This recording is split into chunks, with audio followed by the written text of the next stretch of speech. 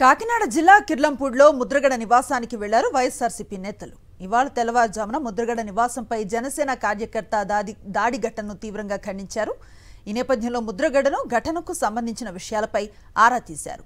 ముద్రగడను ఆయన కుటుంబ సభ్యులను మాజీ మంత్రులు కురసాల కన్నబాబు, చెల్లుబోయిన, మాజీ ఎమ్మెల్యేలు ద్వారంపూడి, జక్కంపూడి తదితర నేతలు పరామర్శించారు. ముద్రగడ పద్మనాభం గారి ఇంటిపై జరిగినటువంటి దాడి అంటే ఈ రాష్ట్ర ప్రభుత్వ వైఫల్యానికి ఒక ఉదాహరణగా చెప్పొచ్చు.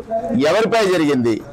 ఒక కాపు ఉద్యమ నేతగా కాపుల హక్కుల కోసం పోరాడినటువంటి పద్మనాభం గారి ఇంటిపైన దాడి చేయడం అంటే మరి ఎంతకంటే వేరే ఒక ఉదాహరణ. శాంతి భద్రతలు వైఫల్యం ఈ ప్రభుత్వంలో ఉందని చెప్పడానికి ఇది ఒక ఉదాహరణ. అవసరమైతే మా నాయకుడు జగన్మోహన్ రెడ్డి గారు వైఎస్ఆర్ కాంగ్రెస్ పార్టీలో ఎవరైతే పద్మనాభం గారికి ఉన్నటువంటి ప్రత్యేకత ఉంది, వారి సూచనల మేరకు మళ్ళీ అవసరమైతే దీనిపైన ప్రభుత్వం సరైనటువంటి సమాధానం చెప్పనట్లయితే భవిష్యత్ కార్యాచరణ మళ్ళా ఒకరోజు రేపు కానీ ఎల్లుండి కానీ నిర్ణయించుకుని ప్రకటిస్తాం.